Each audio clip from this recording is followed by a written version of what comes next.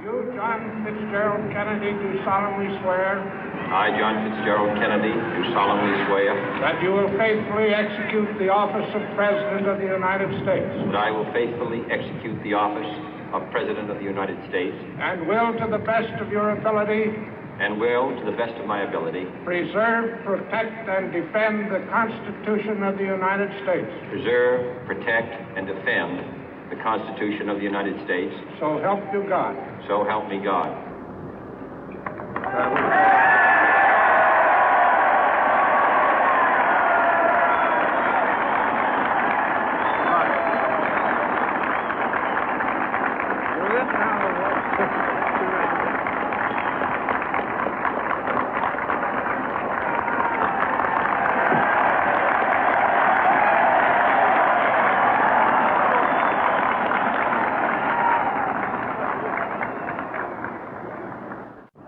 Vice President Johnson, Mr. Speaker, Mr. Chief Justice, President Eisenhower, Vice President Nixon, President Truman, Reverend clergy, fellow citizens.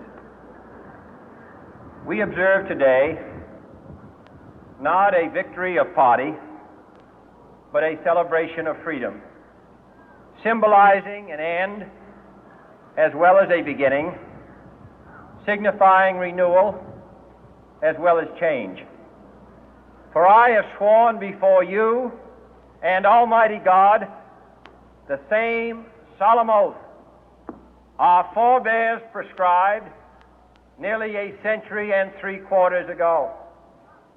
The world is very different now, for man holds in his mortal hands the power to abolish all forms of human poverty and all forms of human life. And yet the same revolutionary beliefs for which our forebears fought are still at issue around the globe. The belief that the rights of man come not from the generosity of the state, but from the hand of God. We dare not forget today that we are the heirs of that first revolution. Let the word go forth from this time and place to friend and foe alike that the torch has been passed to a new generation of Americans born in this century, tempered by war, disciplined by a hard and bitter peace, proud of our ancient heritage, and unwilling to witness or permit the slow undoing of those human rights to which this nation has always been committed and to which we are committed today at home and around the world.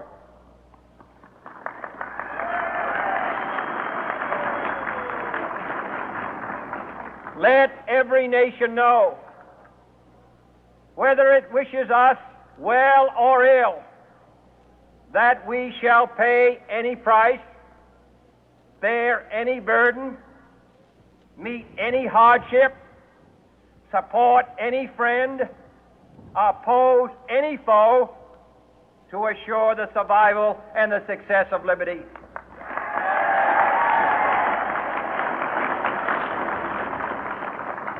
This much we pledge and more. To those old allies whose cultural and spiritual origins we share, we pledge the loyalty of faithful friends.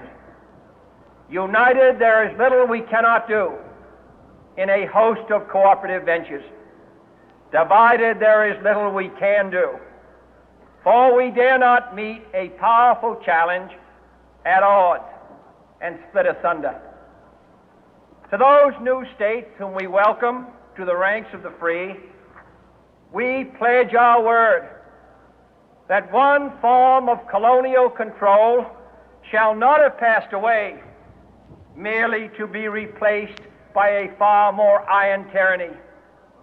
We shall not always expect to find them supporting our view, but we shall always hope to find them strongly supporting their own freedom, and to remember that in the past, those who foolishly sought power by riding the back of the tiger ended up inside.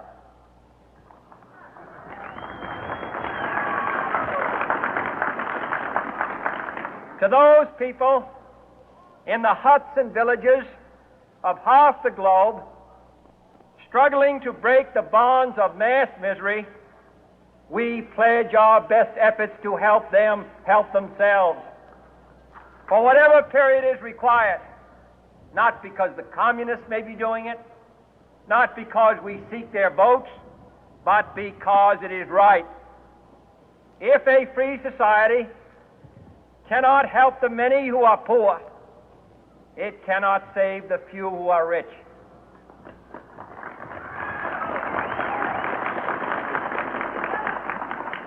To our sister republics south of our border, we offer a special pledge to convert our good words into good deeds, in a new alliance for progress, to assist free men and free governments in casting off the chains of poverty. But this peaceful revolution of hope cannot become the prey of hostile powers. Let all our neighbors know that we shall join with them to oppose aggression or subversion anywhere in the Americas. And let every other power know that this hemisphere intends to remain the master of its own house.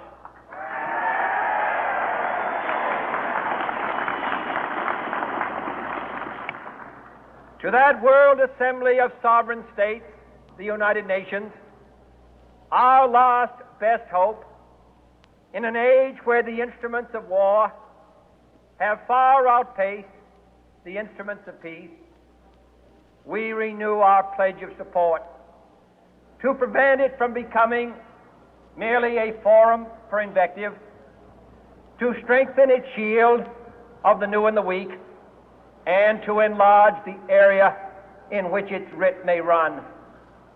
Finally, to those nations who would make themselves our adversary, we offer not a pledge, but a request that both sides begin anew the quest for peace.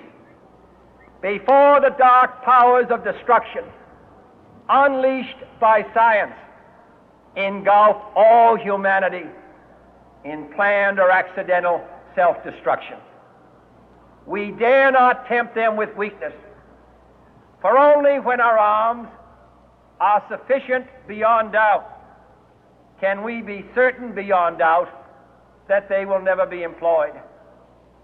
But neither can two great and powerful groups of nations take comfort from our present course, both sides overburdened by the cost of modern weapons, both rightly alarmed by the steady spread of the deadly atom, yet both racing to alter that uncertain balance of terror that stays the hand of mankind's final war.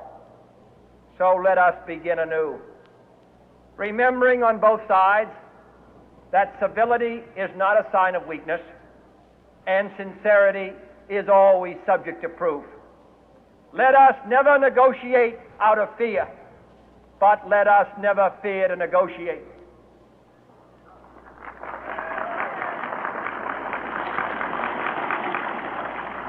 Let both sides explore what problems unite us, instead of belaboring those problems which divide us. Let both sides, for the first time, formulate serious and precise proposals for the inspection and control of arms, and bring the absolute power to destroy other nations under the absolute control of all nations.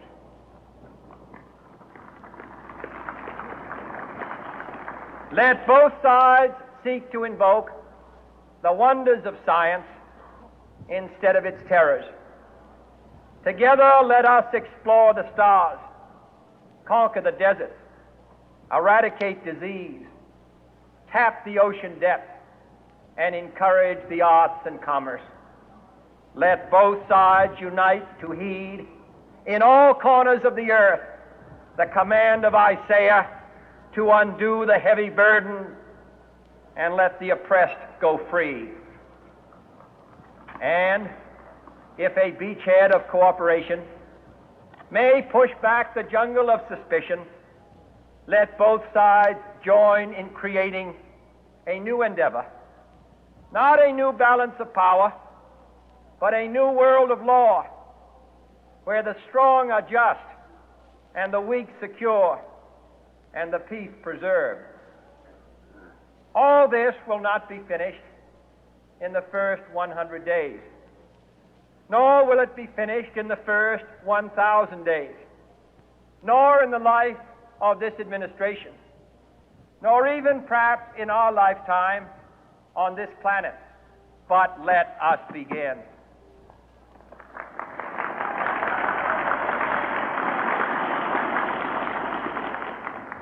In your hands, my fellow citizens, more than mine, will rest the final success or failure of our course.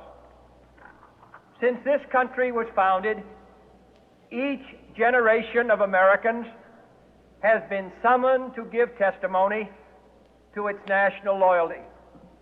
The graves of young Americans who answered the call to service surround the globe. Now the trumpet summons us again, not as a call to bear arms, though arms we need, not as a call to battle, though in battle we are, but a call to bear the burden of a long twilight struggle, year in and year out, rejoicing in hope, patient in tribulation, a struggle against the common enemies of man, tyranny, poverty, disease, and war itself. Can we forge against these enemies a grand and global alliance, north and south, east and west, that can assure a more fruitful life for all mankind? Will you join in that historic effort?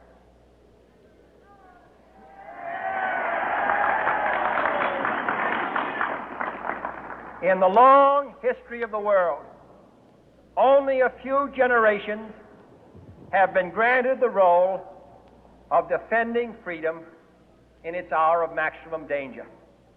I do not shrink from this responsibility. I welcome it.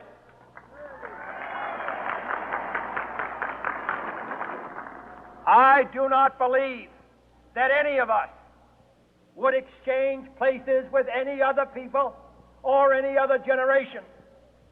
The energy, the faith, the devotion which we bring to this endeavor will light our country and all who serve it.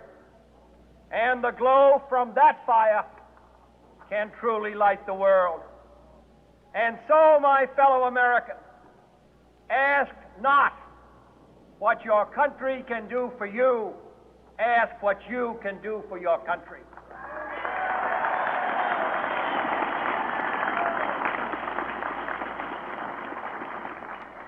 My fellow citizens of the world, ask not what America will do for you, but what together we can do for the freedom of man.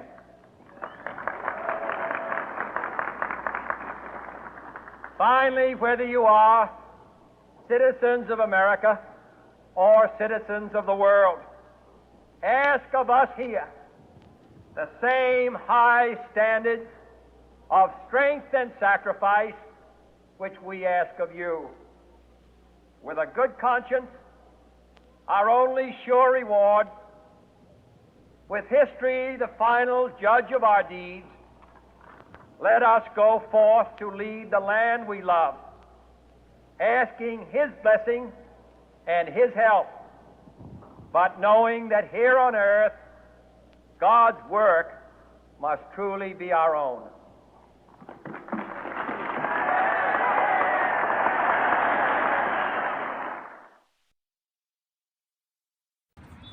Wala na. Ubos na, pre.